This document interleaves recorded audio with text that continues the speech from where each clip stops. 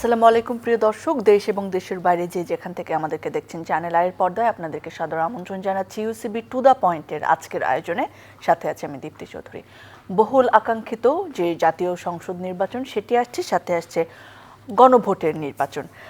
তবে সেই নির্বাচন সুষ্ঠু করা নিয়ে বিভিন্ন রাজনৈতিক দল খুব স্বাভাবিকভাবেই প্রেশার ক্রিয়েট করছেন, তাদের প্রশ্ন তুলছেন, নিরপেক্ষতা যাতে নিশ্চিত হয় সেই আশা করছেন।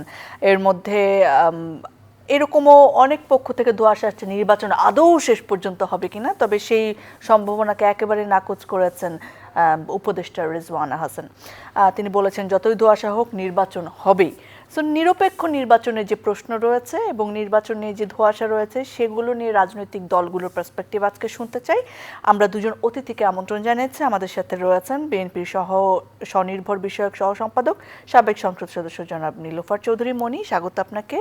আমাদের সাথে রয়েছেন এনসিপির কেন্দ্রীয় যুগ্ম সদস্য সচিব জয়নাল আবেদীন শিশির, স্বাগত জানাচ্ছি আপনাকেও। আপা, আপনাকে দিয়ে শুরু করতে চাচ্ছি। আপনাদের নির্বাচন পরিচালনা কমিটির পক্ষ থেকে ইতিমধ্যে একটা অভিযোগ উঠেছে যে দেশের বাইরে যে ব্যালটগুলো পাঠানো হবে সেখানে বিএনপির লোগো যে একেবারে ভাঁজের মধ্যে পড়ে ব্যালটের, সেটা নিয়ে এই ধরনের আরও কিছু কি আছে আপনাদেরকে, যেগুলো আপনাদের মনে হচ্ছে যে নিরপেক্ষতা নিয়ে প্রশ্ন উঠছে, যে কোনো একটা দলের প্রতি বায়াসড হয়ে কাজ করা হচ্ছে কিনা? ধন্যবাদ আপনাকে। যারা শুনছেন আমার শুভেচ্ছা অভিনন্দন, আমার সহালোচককে শুভেচ্ছা। দেখেন, প্রতিদিন নতুন নতুন করে এই ধরনের কথা তো আসছেই সামনে। আমরা ইতিমধ্যেই দেখলাম বিদেশের একটা জায়গায় অনেক ব্যালট পাওয়া গেল, আমরা অনলাইনেই দেখলাম, সোশ্যাল মিডিয়ায়। এবং এই যে ভাঁজ করলে যে ধানের শীষের ছাপটা, যে ছাপটা আরেকটা জায়গায় চলে যাবে, এটা তো বুঝে শুনেই করা হয়েছে। ধানের শীষের মতো একটা, পরে কি হবে সেটা পরের জিনিস। একটা বড় দলের মতো একটা দল যেখানে কিনা এত নিচে ওই জায়গাটায় হিসাব করে ওইখানে আপনার দেওয়া হলো, এটার মধ্যে তো ইন্টেনশনাল বলছেন। এটা অবশ্যই আমি মনে করব যে এটা একটা সূক্ষ্ম বুদ্ধি এখানে অ্যাপ্লাই করা হয়েছে। যেমন আরও যদি আপনি বলেন, এটা তো আছেই, এটা তো আমাদের দল থেকে বলেছে, পাশাপাশি এটা যে কেউ চিন্তা করলে আপনিও বুঝতে পারবেন। আপনি এটা নিয়ে একটু ভাঁজ করে দেখেন, আপনিও দেখতে পারবেন। তারপরে যেটা, একজন খোদ প্রধান রাষ্ট্রের, উনি তো কোনো কিছু বলতে পারে না, উনি তো অরাজনৈতিক। এবং শুধু অরাজনৈতিক নামে তা না, তার তো কোনো রাজনৈতিক দল নাই এখন পর্যন্ত। ওরকম আমরা সন্দেহ করি যে বাচ্চাদের যে ছোটদের যে দলটা করা হয়েছে, ইয়াংদের, তাদের দলটার মধ্যে ওনার একটা ব্লেসিংস আছে, যে কারণে ওই দলটাকে কিংস পার্টি বলা হয়। কিন্তু উনি যখন প্রকাশ্যে বলেন যে নির্বাচনে এইবারের এই তরুণরা জিতে আসবে অনেক আসন থেকে, এটা তো উনি কারোর জন্য বলতে পারেন না এই কথাটা। তো এইখানে যে রাষ্ট্রের খুদ প্রধান ব্যক্তি সমালোচনার ঊর্ধ্বে থাকে না এবং নিরপেক্ষতার ঊর্ধ্বে থাকছেন না, তাহলে আমি অন্যদের কথা কি বলবো? আমি এই প্রশ্নটা নিয়ে একটু জয়নাল আবেদীন শিশির আপনার কাছে আসতে চাই। আপনিও কি মনে করেন রাষ্ট্রের প্রধান, মানে প্রধান উপদেষ্টা ডক্টর মোহাম্মদ ইউনূস, তিনিও সমালোচনার ঊর্ধ্বে নয়, তিনিও নিরপেক্ষ নন? ধন্যবাদ আপনাকে এবং আমার সহচক মনি আপুকে। দেখেন, আমরা শুরু থেকে বলে আসছি যে বর্তমান যে নির্বাচনটি হতে যাচ্ছে, ত্রয়োদশ জাতীয় সংসদ নির্বাচন এবং গণভোট, এখানে প্রশাসন এবং রাষ্ট্রের বিভিন্ন বাহিনী এবং আপনার যে বর্তমান যে উপদেষ্টা পরিষদ, তারা বিএনপির দিকে হেলে পড়েছে। আমরা এটা কোনো একদম রাগডাক না রেখে একদম খোলাখুলি বলেছি এবং আমাদের আহ্বায়ক বলেছি, শুরু থেকে বলে আসছি, আমরা 6 মাস থেকে বলে আসছি। দেখেন, এই সমস্যাটা কখন থেকে শুরু হয়েছে জানেন? যখন ডক্টর মোহাম্মদ ইউনূস লন্ডন মিটিংটা করে, লন্ডন মিটিংয়ের পরে আপনি দেখবেন বাংলাদেশের সকল প্রশাসন বিএনপি কেন্দ্রিক হয়ে গিয়েছে এবং সবাই কেন জানি মনে হচ্ছে মানে বিএনপির গুলশান অফিসে সেজ দেওয়া অবনত হয়েছে। ইভেন তারেক রহমান আসার পরে সবাই তার আনুগত্য প্রকাশ করেছে তারেক রহমানের কাছে অফিসিয়ালি আনঅফিসিয়ালি গিয়ে। এখন ডক্টর মোহাম্মদ ইউনূস আসলে উনি যেটা বললেন আমরাও কিন্তু একইভাবে বলতে পারি। তো লন্ডন মিটিংয়ের পরে ডক্টর ইউনূস কার্যত বিএনপির মহাসচিবের দায়িত্ব পালন করছে। এখানে বিএনপি যা বলছে তাই হচ্ছে। বিএনপি, হ্যাঁ আপনি দেখেন, বিএনপি যখন বলল যে যুবলীগ নেতা চুপ্পুকে অপসারণ করা যাবে না, একদম শুরু থেকেই, এবং বারবারই দাবিগুলো আসছে, বিএনপির দাবিটাই কিন্তু এখনো বহাল রয়েছে। আমরা বললাম যে সংবিধান বাতিল করতে হবে, এবং এই দাবিগুলো কিন্তু এখনও এই যে মানে সংস্কার প্রক্রিয়া, সংবিধানের উপরে তো অনেক সংস্কারটা বেশি হচ্ছে, তো এগুলো কার দাবি? এগুলো আমাদের দাবি। সবগুলোতে বাধা হলো কে? বিএনপি, এবং বিএনপিতে মানা হচ্ছে। তো আপনি যদি এখন দেখেন যে বিএনপির কারণে এই যে গণভোটের যে সময়টা, আমরা হয়তো রিজেক্ট ছিলাম না, আমরা চাইছি যে আগে হলে বেটার, কিন্তু নির্বাচনের দিনে যদি গণভোট হয় আমাদের তত একটা বিরোধিতা নাই। কিন্তু আমাদের যারা জোট সঙ্গী এখন, তারা তো তীব্র বিরোধিতা করেছে যে গণভোটটাকে আগে নিয়ে আসার জন্য। কিন্তু কার দাবিটা এখানে বাস্তবায়ন হয়েছে? বিএনপিটা বাস্তবায়ন হয়েছে। তো ডক্টর ইউনূস তো এখানে আসলে কার্যত এই যে লন্ডন মিটিংয়ের পরে বিএনপির মহাসচিবের দায়িত্বে এখানে আছেন। আপনাদের মহাসচিবের দায়িত্ব পালন করছেন ডক্টর মোহাম্মদ ইউনূস। নীলুফা চৌধুরী মনি কি বলেন? দেখেন, এইটা হচ্ছে গিয়া ওই যে বলে না যে মেটিকুলাস ডিজাইনটা এখনো কার্যকর এবং ভীষণভাবে কার্যকর। যে কথাটা শিশির বললেন, এটা মেটিকুলাস ডিজাইনের মধ্যে পড়ে। কারণ ডক্টর ইউনূস যে কাজটা করেছেন, তার লন্ডন গিয়ে বৈঠকে বসার দরকার ছিল না।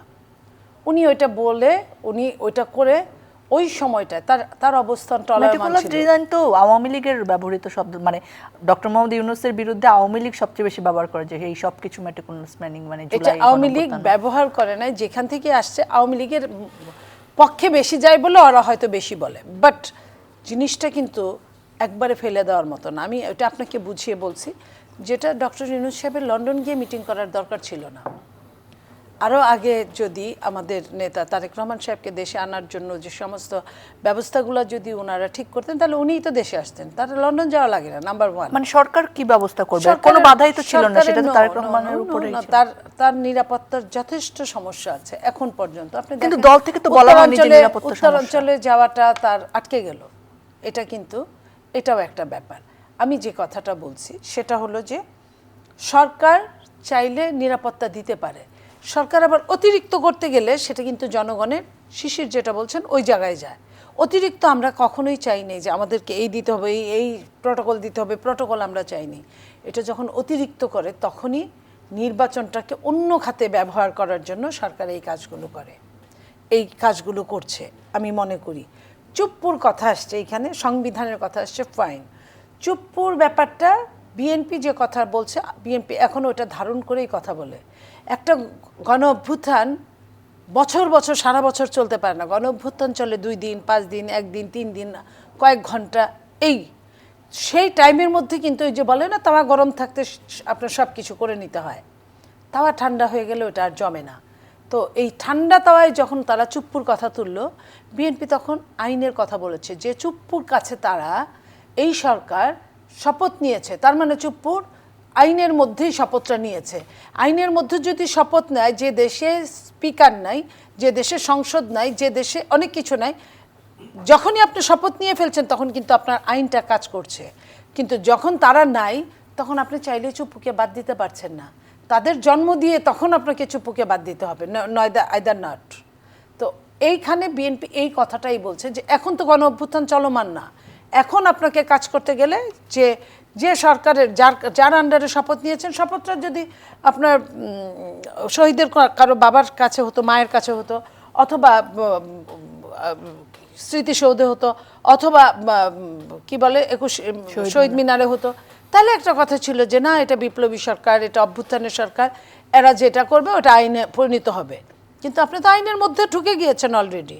আপনার তো ব্র্যাকেটে আইন চলছে, first bracket, second bracket, third bracket, এই 3টা ব্র্যাকেট থেকে আপনাকে বের হতে হবে। ব্র্যাকেট থেকে বের হতে গেলে অঙ্ক যেভাবে কষতে হয়, আপনাকে সেইভাবেই অঙ্কটা কষতে হবে। এরপরে আসলেন আপনার সংবিধান। সংবিধানকে পরিবর্তন যুগে যুগে হয়েছে। এই 17টা 16টা সংশোধনী তো এমনিই হয় না, সংবিধান পরিবর্তন হয়েই সংশোধনী এসছে। সংশোধনী করা দোষের না, কিন্তু আপনি সংবিধান পুরা ছুঁড়ে ফেলে দিয়ে সংবিধান করবেন কিসের আওতায়? আপনার তো সরকারেরই লিগ্যালিটি নাই সম্পূর্ণরূপে। তো এই কথাটাই বিএনপি বলছে যে একটা নির্বাচন হোক, তারপরে সংবিধানে আমরা আসি কোনটুকু রাখবো, কোনটুকু রাখবো না, চেঞ্জ করব বা পরিবর্ধন রূপান্তর করব। সেখানে সম্পূর্ণ আমি ছুঁড়ে ফেলে দিলাম, দিয়ে তারপরে দেশটা অকেজ হয়ে গেলো, দেশের তো আর কিছু আইন থাকলো না আপনার। তো সেইখানে আইন ছাড়া একটা দেশ চলে কিভাবে? এই কথাটা বিএনপি বলেছে, এবং বলার পরেও তারা এটার জন্য গণভোট চেয়েছে। এই গণভোটটাও কিন্তু সংবিধানে নাই, বিএনপি এই কথাটাও বলেছে যে এই গণভোটের জন্য আরেকটা গণভোট দরকার, যে গণভোট হতে পারে কি পারে না জনগণের, সেটা বিএনপি তো গণভোট করেছিল জনাব জিয়াউর আমি রহমান। বলি তখন ওইটা ছিল, তখন ওইটা ছিল, এবং সেটা একটা কারণে রাষ্ট্রপতি আপনার সামরিক শাসন থেকে আপনার রাজনীতিতে ফিরে আসার, সেটা আপনি রাষ্ট্রপতি হিসেবে তাকে চান বা চান না, এই হ্যাঁ এবং না এর মধ্যে একটা। কিন্তু এখানে তো তা না, এখানে পুরো সংবিধানটাকে এখানে রাখছেন, আপনি 84টা পয়েন্ট করেছেন, এর মধ্যে 48টা নিয়ে আপনার নোট অফ ডিসেন্ট আছে ইত্যাদি ইত্যাদি এই জিনিসগুলো। এখন আপনার যখন আপনি এই জিনিসটা সংবিধানটা পুরাটা চেঞ্জ করতে বিএনপি না করলো, তারপরে আপনারা গণভোটে গেলেন, ওইটাও গণভোটে বিএনপি না করলো, তারপরে যখন আপনারা একদম সিরিয়াস বাগড়া ধরলেন বিএনপি রাজি হলো, ঠিক আছে। তো গণভোট করার পরেও কিন্তু সংসদে ওইটা পাশ করতে হবে, এবং সেইখানে একটা আইন ধরে দিল যে এত কার্য দিবসের বাইরে হলে অটো পাস হয়ে যাবে। বিএনপি কিন্তু কিছুই বলে নাই। এখন বিএনপি ইলেকশনটা যখন হবে আপনি একদিনেই করলেন, আপনি যেটাই সিগনেচার নিয়েছিলেন সেটাই কিন্তু আপনি আর থাকলেন না। আপনি সিগনেচার নিয়েছেন এক পাতায়, আর আজকে এনসিপি কথা বলে, এনসিপি নিজেই তো সিগনেচার করেন, অথচ এনসিপির ব্রোন চাইল্ড হলো এই সংবিধান চেঞ্জ করা। তাহলে যে সিগনেচারই করলো না সে আবার এটা নিয়ে আন্দোলন করছে। আমি বুঝি না তাদের কার্যক্রমগুলো কেমন হতে পারে। তারপরে আপনার যখন এটা যাবে সংসদে, তাহলে সংসদেই যদি বিল পাশ করতে হয়, ধরেন আপনি আমাকে পছন্দ করেন না দেখে গণভোট দিলেন, আমি সংসদ নেতা হইলাম, তাহলে আমি কি আপনার পক্ষে সম্পূর্ণ যাব? আমি কিন্তু এটা মানুষ হিসেবে কথা বলছি, অন্য মানুষ যে কোনো মানুষ সেটা কি যায় যে আপনি তো আমার বিশ্বাসই করেন না, আমিও এটারে আস্তে আস্তে আস্তে আস্তে আরামে আরামে রসায় রসায় করব বা করব না। তো এটা তিন জোটের রূপরেখাই বাস্তবায়িত হয় নাই, তখন সবাই চাইছে, তারপরে কেউই আর ওটা নিয়ে গুরুত্ব দেয় নাই। যখন ক্ষমতায় চলে আসছে একদল বিরোধী দলে গেছে, কেউই এরকম চায় না। এটা নিয়ে আমি শেষ করে দিচ্ছি, এইটা নিয়ে এই সংবিধানে, যে সংবিধানের এখন পর্যন্ত তারা ক্লিয়ার কাট বলতে পারে না যে এই ভোট হলে কি হবে, ভোটে ভোট হলে কি হবে, ভোটে যদি বাই চান্স না ভোট হয়ে যায় তখন কি হবে, এবং এই সংবিধান আমরা কোনটুকু চাই, চারটা পয়েন্টের চারটা কারো কাছে মানা সম্ভব না। যে কোনো আপনি তিনটা মানতে পারেন না, একটা মানতে পারেন না, তিনটা মানতে পারেন না, একটা মানতে পারেন, এরকম আপনি এক কথায় হা অথবা না কিভাবে দেন, এটা তো সাংঘর্ষিক। কই একটা দল তো এটা নিয়ে কোনো কথা বলে নাই, যেটা নিয়ে কথা বলা দরকার। বিএনপিও বলেন, বিএনপি তো এটার গোড়াতেই আপনার এক ধরনের নেগেটিভ ছিল যে এটা আমরা সবাই মিলে আমরা গণভোটের প্রক্রিয়াটা নিয়ে শিশির আপনার কাছে জানতে চাই, আপনার কি মনে হয় এটা নিয়ে অনেক সমালোচক অনেক লেখালেখি করেছেন যে গণভোটে এর আগে বাংলাদেশে যাওয়া হয়েছে, ইতিহাস বলে যে একটা বিষয় হ্যাঁ বা না, এখানে চারটা বিষয়, ধরুন আমি এটা একটা উদাহরণ দিচ্ছিল আমার একজন আলোচক, যে আমাকে একটু ফল ফ্রুটও রাখলেন, সাথে একটু অ্যালকোহলও রাখলেন, হয় পুরাটাই প্যাকেজ খেতে হবে, তুমি ভালোটা নিয়ে খারাপটা তুমি ছেড়ে দিতে পারবা না। সো এই জায়গায় বলেন। আর হচ্ছে আপনারা যেটি বলছিলেন যে আপনারা নির্বাচনের সেটআপ নিয়ে আসলে কি ভাবছেন? দেখেন মনিয়াপা অনেক কিছু বললো, ওই জায়গা থেকে একটু বলি, তারপর আপনার এই গণভোটের প্রক্রিয়া নিয়ে বলতেছি। দেখেন মনিয়াপা আরও কিছু অভিযোগ করলো যে আমরা কিংস পার্টি, আমরা সরকারের ব্লেসিং নিচ্ছি অনেক বেশি।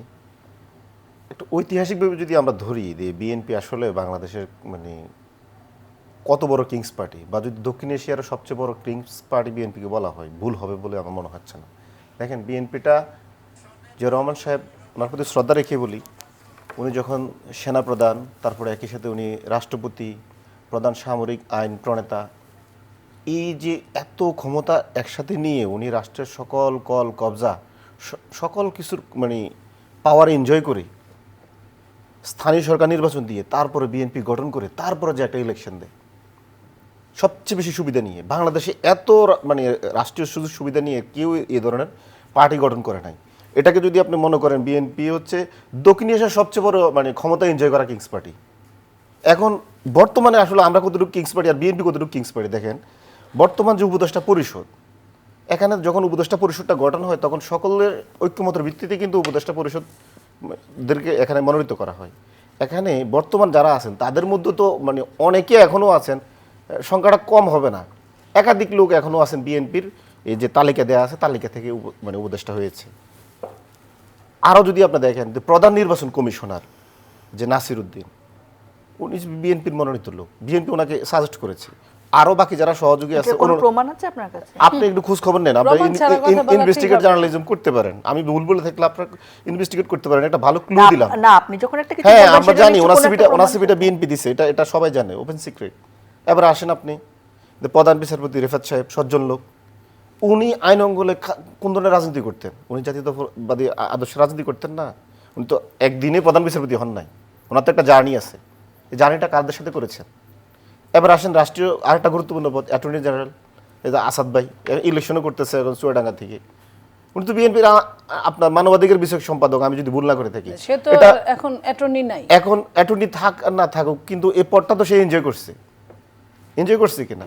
এখন দেখেন বিএনপির কতজন লোক আছে, আর যদি সারা বাংলাদেশে আপনি দেখেন যে বিচার বিভাগে বিএনপির কতটুকু, তারপরে হচ্ছে আপনার ব্যুরোক্রেটে কতটুকু, তারপরে হচ্ছে পুলিশে কতটুকু, আপনি তো পুরোটাই দেখতে পারেন। এখনও যদি বলেন যে মানে আমরা যে অর্থে আমাদেরকে কিংস পার্টি বলা হয় আমরা সুবিধা নিচ্ছি, তাহলে বিএনপি তো এখন এই সরকারের 60 থেকে 70 মানে আপনার সুবিধা ভোগ করছে। তারা তো এখনও রানিং কিংস পার্টি বলা যেতে পারে তাদেরকে, এবং সবচেয়ে বড় কিংস পার্টি।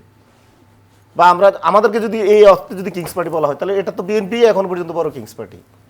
এবার আসেন এই যে ঐক্যমত কমিশনের পরে যে আপনার এই গণভোটের ব্যাপারে আসলে সকলের ঐক্যমতের ভিত্তিতে এই জিনিসটা স্থির করা হয়েছে। বিএনপি সব জায়গায় নোট অফ ডিসেন্ট দিয়ে রাখে, মানে একদম শুরু থেকে। আপনি দেখেন, আপনার মনে থাকার কথা, যখন 5 আগস্ট শেখ হাসিনা পালিয়ে যায়, তখন 7 আগস্ট অথবা 8 আগস্ট বিএনপি নয়াপল্টনে একটা সমাবেশ করে 3 মাসের মধ্যে ইলেকশন দাবি করে। ওই ইলেকশনে বিএনপি তৎকালীন যুগপৎ আন্দোলনের সঙ্গে জামাত ইসলাম সহ কেউ কিন্তু দ্বিমত করে নাই। মানে রেজিস্টার্ড আনরেজিস্টার্ড বাংলাদেশে বিএনপির সাথে 33টা দল যে আন্দোলন করে, সবাই কিন্তু মোটামুটি এক ছিল যে 3 মাসের মধ্যে ইলেকশনটা দরকার। কিন্তু আমরাই শুধু বললাম যে না, এখানে 2000 ছাত্র জনতা শুধুমাত্র একটাই ক্ষমতা পরিবর্তনের জন্য জীবন দেয় নাই। এখানে রাষ্ট্রের মৌলিক কাঠামোতে ফেসিবাদ, এটাকে অপসারণ করতে হবে। অপসারণ হয়েছে 1.5 এখন বছরে? এই যে সংস্কার প্রক্রিয়া আপনি যতটুকু দেখতেছেন আজকে হানা ভোট বা এখানে যে গণভোট সব আসছে, আপনাদের জন্য হয়েছে। এগুলো তো আমরাই তো মানে পুশ করে করে করে এতটুকু নিয়ে আসছি। আমাদের শক্তি তো অনেক কম। কি দিয়ে পুশ করলেন আমরা এই যে আমরা রাস্তায় ছিলাম, এখনো আছি। আমরা এই যে বললো যে উনি আরেকটা বললো যে কিন্তু এই অভিযোগও তো না, আপনারা যখন মুনিয়া রাস্তায় আপনাদের আপা একটা ঠান্ডা বড় পানি বড় ছিটায়। ধরনের কথা বললো যে এই বিদ্যমান আইনের মধ্যে ঢুকে তুমি মানে শপথ নিয়েছো, এখন কিভাবে তুমি চুপ্পুকে অপসারণ করবা। আমরা মানে তখন মানে রাস্তায়, তার আগে বিএনপি সহ বিদ্যমান পলিটিক্যাল পার্টিগুলো ক্যান্টনমেন্টে 1 দফা বৈঠক শেষ, তারপর চুপ্পুর সাথে বৈঠক শেষ। অনেকটা আমাদেরকে মাইনাসে করে দেওয়া হয়েছিল। 2 জন ছাত্র প্রতিনিধি আমরা তো জোর করে দিছি, এটা একটা মানে ওইটাও কিন্তু জোরাজোরির মাধ্যমে হয়েছে অনেকটা এরকম। তাদের বাসা ছিল ছাত্ররা কেন এখানে আসবে। আমরা মানে কারা এনসিপি যারা করছে এনসিপি তখন তার এনসিপি গঠন হয় নাই, অভ্যুত্থানের মানে যারা সমন্বয়ক ছিল। তো এই যে আমাদেরকে আপনারা জোর করে আমরা করলাম একটা বিপ্লব, চাইছিলাম এটা আরো একটু বড় মানে বিপ্লব পূর্ণতা পাক। তার আগে আপনাকে এটা কি করলেন, আমাদের বিদ্যমান কাঠামোর মধ্যে ঢুকালেন। আপনারা ক্যান্টনমেন্টে যাই আগে 1 দফা মানে সেট আপে নিয়ে নিলেন। এখন সকল সংস্কার আপনারা বাধা দেন আর বলেন কি সংবিধানে এই সমস্যা, হাইকোর্ট থেকে এটা সমস্যা হবে, আমাদের 72-এ এই সমস্যা। কেন ভাই? আমরা কি আপনারা বলছি যে আপনারা চুপ্পুর সাথে যা মিটিং করেন, এন্ট্রোমে যা মিটিং করেন, তারপরে এই যে মিটিংয়ে তো আপনারা আপনারা যাদের এই সাথে সংবিধানের দল মধ্যে ঢুকে মানে এখন জোট আমাদেরকে করছিলেন, বলবেন জামাতও ছিল। না, আমাদেরকে বলবেন, আমি তো সবার কথাই বলতেছি। মানে সব বিদ্যমান রাজনৈতিক হ্যাঁ, দল। যারা এক্সিস্টিং পলিটিক্যাল পার্টি আছে সবাই তো ভুটানের সাথে প্রতারণা করেছে। কেউ তো এখানে বোল্ডলি স্ট্রং অবস্থান নেয় নাই, সবাই শুধু তার স্বার্থটা দেখেছে। আপনি যদি ওই সময় যদি আমরা জাতীয় সরকারের জন্য বিএনপিকে প্রস্তাব দিয়েছি, বিপ্লবী সরকার তো বিএনপি মানেই নাই, জাতীয় সরকারটা পর্যন্ত বিএনপি মানে নাই। জাতীয় সরকারটা যদি বিএনপি মানতো, তাহলে আমি বিশ্বাস করি আরো 6 মাস আগে আমরা জাতীয় সংসদে ইলেকশন করতে পারতাম, সংস্কারগুলো অনেক স্মুথলি হতো, তাড়াতাড়ি হতো, এবং এই অথর্ব উপদেষ্টা পরিষদ এবং করাপ্টেড উপদেষ্টা পরিষদকে আমরা পালা লাগতো না। এরা তো এখন করাপ্টেড এবং অথর্ব দুইটাই। সবাই আপনি দেখেন না, আচ্ছা আপনি তো নিজে সাংবাদিক, আপনি খোঁজখবর নিয়ে দেখেন না তাদের না, আমার কথা আর আপনার কথা তো এক হবে হ্যাঁ, না আমি তো ভাই। দায় আপনি নিয়ে আপনারটা বলতেছি, বলেন। মানে হ্যাঁ। ওদের তো এই যে জিনিসগুলো সবকিছু তো বাগড়া তো বিএনপি, এবং এখন বিএনপি বলে আমরা 31 দফা দিয়ে আমরাই সংস্কার পথে ছিলাম। তো আপনার সংস্কার তো শুরু থেকে যদি আপনাদের সংস্কার আপনারা চাইতেন, তাহলে জাতীয় সরকার করে তো এগুলো সম্ভব হতো। মানে সব নষ্টের মূল বিএনপি। আপনি যদি শুরু থেকে দেখেন না, নোট অফ ডিসেন্ট বিএনপি, জাতীয় সরকারের বাধা দিল বিএনপি, বিপ্লবী সরকার বাধা দিল বিএনপি, ক্যান্টনমেন্টও বিএনপি আগে গেল, চুপ্পুর সাথেও বিএনপি আগে গেল, তখন তো আর আমরা তো মানে দল গঠন করি নাই। হ্যাঁ, মনি আপার কাছে তাহলে একটু জানতে চাই যে সব দোষ বিএনপি, এবং আপনারাই আসলে এই পর্যন্ত নিয়ে এসেছেন, সংস্কারও করতে দেন নাই এবং জাতীয় সরকার বিপ্লবী সরকার কিছুই করতে দেন নাই। যাক, আমাদের ছোট ভাইরা যে এইটা বলতে পারলো এই জন্য ধন্যবাদ দিই। এই কারণে যে মনে আছে আপনার? নিশ্চয়ই আপনি নিজেও আন্দোলনের প্রথম দিকে প্রথম সারির একজন। এই আন্দোলন সফল হওয়ার পরে এই ছোট ভাইরাই ছোট বোনরাই বলতো বিএনপি কি করেছে, বিএনপি তো কিছুই করে নাই, আমরাই সব করেছি, আমরাই সামনের দিকে ছিলাম। আপনার মনে আছে? এগুলো যদি আপনি এখন সাজান তাহলে ওর কথাতেই ও ধরা খায়। বিএনপি কিছুই করেনি, বিএনপি সামনেও ছিল না, পিছনেও ছিল না, উপরেও ছিল না, নিচেও ছিল না। বেহুদা বিএনপির 400-500 লোক শহীদ হয়েছে, অথচ যারা ছিল তাদের কিন্তু হাতে গুনে বলতে পারবে না আমাদের 5 জন শহীদ হয়েছে, কারণ তাদের তো কোনো দলমত কিছুই ছিল না। বিএনপির সবচেয়ে অন্ধ বলেন, আহত বলেন, সবচেয়ে বেশি বিএনপির হয়েছে।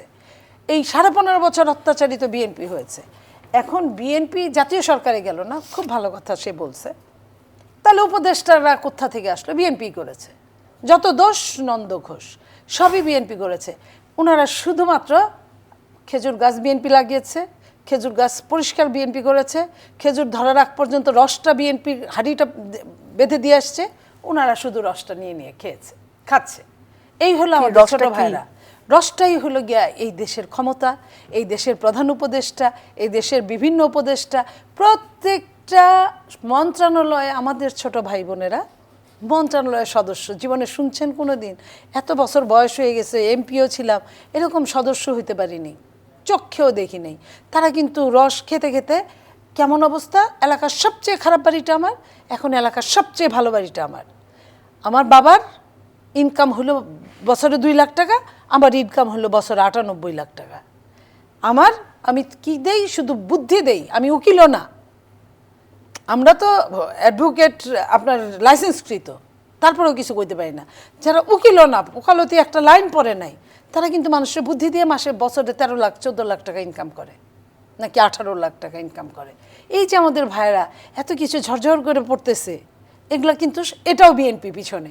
কারণ বিএনপি যদি এগুলা না করতো, তারা তো এই ইনকামগুলো করতে পারতো না, তারা তো ওইখানের মেম্বার হতে পারতো না, তারা তো ওইখানে বলতে পারতো না ডিসি বস, যদি এসপি, যদি আমলা, যদি সব যদি বিএনপিরই হইতো, তাহলে এগারো গুনার টাইম ছিল তাদের?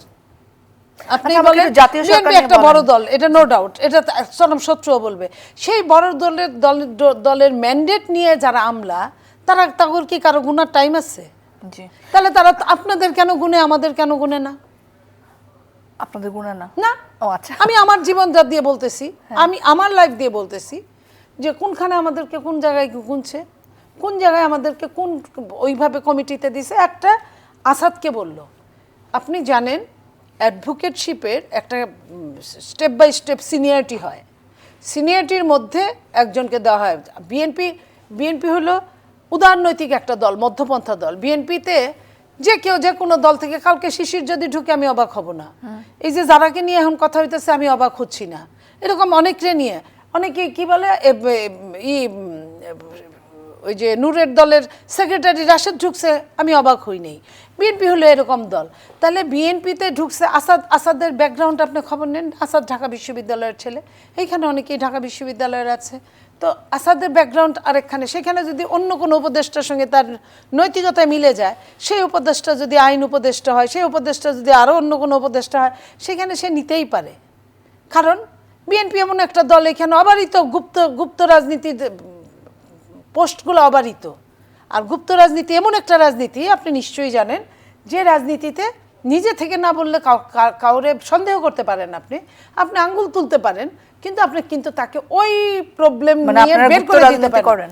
আমাদের মধ্যে গুপ্ত রাজনীতি যে ঢুকে নাই তার নিশ্চয়তা তো নাই। আমরা তো কয়েকদিন আগে আওয়ামী লীগের মধ্যে শত শত হাজার হাজার লক্ষ লক্ষ গুপ্ত রাজনীতিকে যারা এখন স্বীকার করে, কখন স্বীকার করে? আওয়ামী লীগ যখন নিষিদ্ধ হলো। কখন স্বীকার করে? আওয়ামী লীগ যখন স্থগিত হলো তখন স্বীকার করছে, এবং তারা ইলেকশন করছে, তারা বিভিন্নভাবে তাদের এখন পদ পদবি বলছে, আগে বলে নাই। বিএনপির মধ্যে যেরকম থাকে যে গোপন করছে না, আমরা কিভাবে বলবো? আমরা সেটা কিভাবে বলবো? কারণ যারা গুপ্ত রাজনীতি করে তারা সব জায়গায় করে।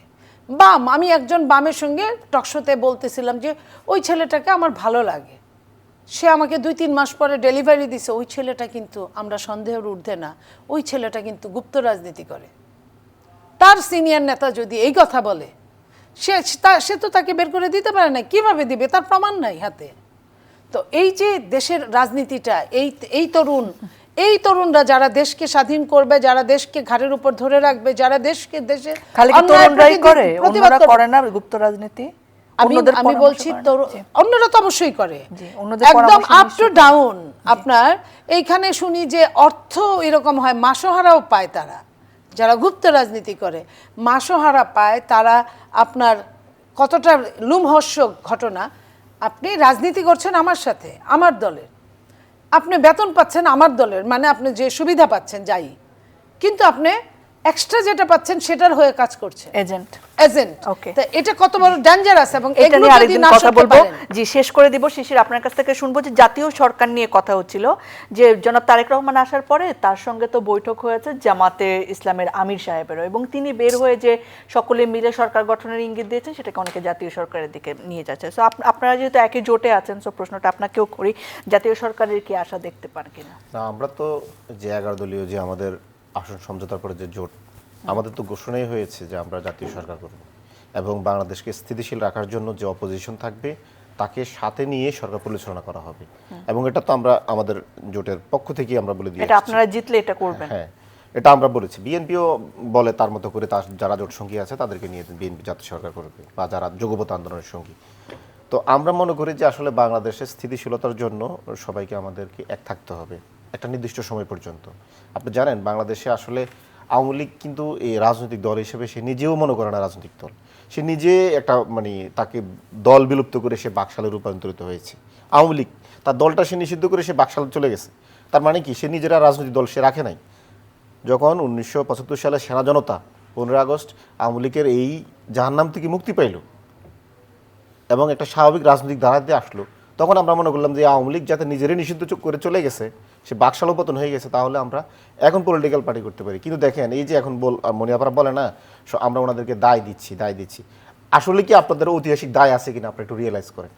যেই সেনা জনতা 75-এ এই বাকশাল থেকে নাজাত পাইল, ওই আওয়ামী লীগকে 1979 ইলেকশনে যে বিএনপি সংসদে নিয়ে আসে, শুধু সংসদে নিয়ে আসে না, 41টি আসন দিয়ে আওয়ামী লীগকে সংসদে মানে পুনর্বাসন করে। এই যে আওয়ামী লীগের শুরু হয়ে গেল আবার, এই যে 75 থেকে যে আওয়ামী লীগ মানে মোটামুটি আমরা আওয়ামী লীগের চ্যাপ্টারটা ক্লোজই করে দিলাম, ওই জায়গা থেকে বিএনপি আওয়ামী লীগকে পুনর্বাসন করে 41টি আসন দিয়ে 1979 ইলেকশনে। তারপর দেখেন আওয়ামী লীগ এই যে আমাদেরকে 17 বছর যে কষ্টটা দিল, আমরা আওয়ামী লীগ থেকে আবার নাজাত পাইলাম, আবার 1400 ছাত্র জনতা মানে শহীদ হলাম। কিন্তু বিএনপি দেখবেন আওয়ামী লীগ নিষিদ্ধের ব্যাপারে, ছাত্রলীগ নিষিদ্ধের ব্যাপারে মানে কেন জানি লাউডলি বলে না। তারা তো বলে যে যখন আমরা বহু যখন দলীয় যখন রাজনীতিতে আন্দোলনটা শুরু বিশ্বাসী। হলো, আওয়ামী লীগ নিষিদ্ধের আন্দোলন শুরু হলো, বিএনপি আন্দোলনে একবার যায় না, কিছু নেতা ব্যক্তিগত পর্যায়ে যায়। যখন আওয়ামী লীগ নিষিদ্ধ হলো তখন বলে কি আমাদের এটা দাবি ছিল, বড় ধরনের দাবি ছিল। তো আপনারা যদি বড় ধরনের দাবি থাকে, তাহলে আপনাদের অনেক নেতা এইভাবে ব্যাপার কথা কীভাবে বলে? আপনাদের অফিসিয়ালি সেক্রেটারি দলের চেয়ারম্যান আছে, মহাসচিব আছে, বললে তো হয় আমরা আওয়ামী লীগ নিষিদ্ধ চাই। এবং ওই সময় দেখবেন দানাই পানাই করলো। এখনও দেখেন আরও কিছু জিনিসগুলো আসছে, যে জিনিসগুলো আমাদেরকে মানে আতঙ্কিত করে, যে ওনারা এখনও গণভোটে হায়ের পক্ষে অফিসিয়ালি আছে কিনা মানে একদম পার্টি হিসেবে বলে না। তৃণমূল ওনাদের কিছু লোকজন আছে সারা বাংলাদেশে বলতেছে নায়ের পক্ষে ভোট দেন, হায়ের পক্ষে ভোট দেওয়া মানে বিসমিল্লাহর বিরুদ্ধে ভোট দেওয়া, আল্লাহর বিরুদ্ধে ভোট দেওয়া, মানে যেন তেন অপপ্রচার। আর মানে কিছু সিনিয়র নেতা বলে না অবশ্যই আমাদের নায়ের পক্ষে যাওয়ার সুযোগ নেই, কিন্তু একটা পার্টি হিসেবে তো তার একটা স্ট্যান্ড থাকবে। এই যে বিভ্রান্ত করার মানে মানুষকে বা জনগণকে বা নিজের দলের নেতা কর্মীদেরকে একটা ধোঁয়াশার মধ্যে রেখে দেয়া, এটা কেন বিএনপি করে? এটা তো আমরা বিএনপির কাছে এটা প্রত্যাশা করি না। আমরা তো তাহলে মনি আপার কাছ থেকে আমি শুনে ফেলি যে আপনারা কি গণভোটের পক্ষে আপনাদের দলীয় অবস্থানটা আসলে কি? যদিও জনাব মির্জা ফখরুল ইসলাম আলমগীর বলেছেন যে এটা নিয়ে প্রচারণা করার দায়িত্ব আমাদের না, রাজনৈতিক দল। এটাই যে আমরা মানুষের স্বাধীনতার উপর বিশ্বাস করি। আর যেটা আবারও বলছি এই গণভোটটা একটা আইওয়াস, মেন কাজটা হলো সংসদে, মেন কাজটা। তো মেন কাজ যদি সংসদে হয়, যারা ক্ষমতায় যাবে এবং যারা বিরোধী দলে থাকবে প্রত্যেকের কিন্তু ওই লাস্ট কথা কিন্তু হা জয় যুক্ত হয়েছে। যদি এটাই হয় তাহলে আমি বুঝি না আমার ভাইরা এই গণভোট নিয়ে, ওরাও কিন্তু ভালো মতোই জানে কেন এই গণভোট নিয়ে এত কিছু? কিন্তু আপনার কি আজকে মনে আমি হয় আরেকটা গণভোটের যদি একটা দায়বদ্ধতা জনগণের কাছে? দায়বদ্ধতা আছে, জনগণকে বোঝাতে হবে। সেই সময়টা কি তারা দিয়েছে? 4টা পয়েন্ট দিল, সেটা নিয়ে কি একটা কথা বলেছে? জনগণকে যত সহজ করে আপনি বোঝাতে পারেন তত জনগণের লাভ। যে যে জিনিসটাই জনগণ বুঝে না সেটার বাধ্যবাধকতা জনগণ কেন দায় নিবে? আপনি আমাকে বলেন। একজন নেতা সেই পুরা বুঝে না। আমি শিশির পুরা একদম সম্পূর্ণ একদম এক বাক্যে বলতে পারবে যে আমি এটা 4টারই আমি সমস্ত পক্ষে আছি, তাকেও জিজ্ঞেস করেন আলাদা করে, বলবে যে এটা যদি এইটুক যদি বাদ হইতো ভালো হতো। তাহলে প্রত্যেকটা দলের জন্য যেটা ইমার্জেন্সি সেটা নিয়ে কেন বসলো না? সেটা নিয়ে গণভোটটাকে কেন একটা লাইনের মধ্যে আনলো না? একটা লাইনের মধ্যে না এনে আপনি একটা লাইনের আনসার কিভাবে আপনি চাইতে পারেন?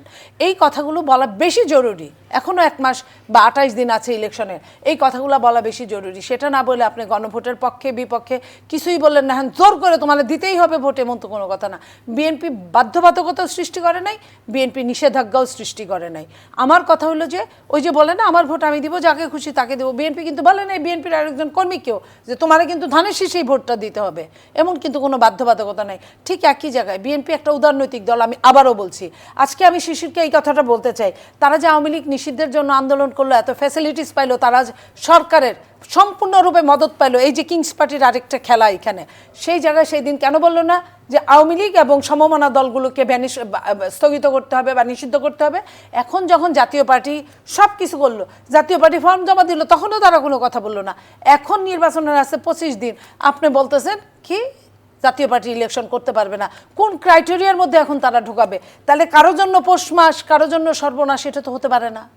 একই ক্রাইটেরিয়ার মধ্যে পড়লো একজন বাদ, একই ক্রাইটেরিয়ার মধ্যে পড়লো আরেকজন লোভনীয়, তাহলে এটা কেমনে করে হয়? তা তাদেরই বুঝতে হবে যে এইখানে বিএনপি, শুধু বিএনপি তো বহুদলীয় গণতন্ত্রের প্রবক্তা শহীদ প্রেসিডেন্ট জিয়াউর রহমান। বিএনপি জিয়াউর রহমান কথিত আছে যে জিয়াউর রহমানকে যে হাসিনার ক্যান্সার, সেই হাসিনাই তাকে ষড়যন্ত্র করে মারছে, তারপরেও তো সে নিয়ে আসছে। সেই দিন পর্যন্ত যদি বিএনপি মাইনে নিতে পারে, বিএনপি সবসময় মানুষের জেফারসনের কথা মতো আমি তোমাকে মানতে নাই পারি, কিন্তু তোমার মত প্রকাশের স্বাধীনতার জন্য আমি জীবন পর্যন্ত দিতে পারি। এই জায়গাটায় গণতন্ত্র হবে কিভাবে? তাহলে গণতন্ত্র বিচারের জায়গায় বিচার হবে, ফ্যাসিলিটিসের জায়গায় ফ্যাসিলিটিস হবে। আপনি সব ফ্যাসিলিটিস একবারে বন্ধ করে খালি বিচার করবেন, তাহলে তো আর গণতন্ত্র হইল না। তুমি অধম তাই বলে আমি আরো অধমতর হইব না, এটা তো গণতন্ত্র না। তুমি অধম তাই বলে কি আমি উত্তম হইব না, এটাই হচ্ছে গণতন্ত্রের লাস্ট কথা। ছোট্ট করে শেষ করেন শিশির ভাই, আপনি সময় চাইছিলেন। না, উনি যে বললেন যে মানে আপা বললেন যে গণভোটের পক্ষে মানে আমরা বিএনপি থাকতে পারে না। 1978 সালে যে জিয়া রহমান সাহেব যে গণভোটটা করলেন, উনি তো শুধু 2টা বিষয়ের উপর গণভোট করছেন, জিয়া রহমান কর্ম এবং নীতির সাথে আপনি একমত আছেন কিনা। এত কিছু তো দেয় নাই। এবং জিয়া রহমান সাহেবের ছবি সহ ছিল, ওই ব্যালটের ছবি সহ ছিল। ওইটা কি রাষ্ট্র তখন মানে প্রচারণা করে নাই এবং সব দলগুলো কি সহযোগিতা করে নাই? এখন জিয়া রহমান যদি ওই সময় করতে পারে সরকারের সর্বোচ্চ জায়গা থেকে, এখন তো আপনার সরকার নিয়েও প্রশ্ন উঠান, সরকারের নিরপেক্ষতা হারাচ্ছে, এই কেন করছে? তো জিয়া রহমান কি তাহলে ভুল করছে? ওই সময় উনি কি রাষ্ট্রের ভালো চিন্তা করে উনি প্রচারণাটা করে নাই? এখন আমরা যারা পলিটিক্যাল পার্টি, রাষ্ট্র, সবাই তো ভালো চিন্তা করে করতেছি। তাহলে ওই সময়টা আপনারা মানতে পারেন, এনজয় করতে পারেন। এখন যখন মানে সময় হলো, এখন আবার বলেন এই প্রশ্নগুলো থাকবে। আজকের মতো শেষ করছি প্রিয় দর্শক। নতুন প্রশ্ন কিংবা পুরনো প্রশ্নের নতুন পুরনো উত্তর নিয়ে হাজির হব। আজকের মতো বিদায় নিচ্ছি। ভালো থাকুন, সুস্থ থাকুন, বিদায়।